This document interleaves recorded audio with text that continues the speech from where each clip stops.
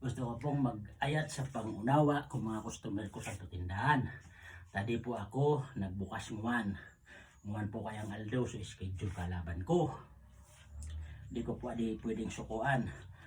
Kaya na mamangno po siguro ninyo walawod na sige ko pa training. Tadi po laban na adi. Patutunayan ko na kitang mga Bicolano, lalo taga-Iriga, Uragon.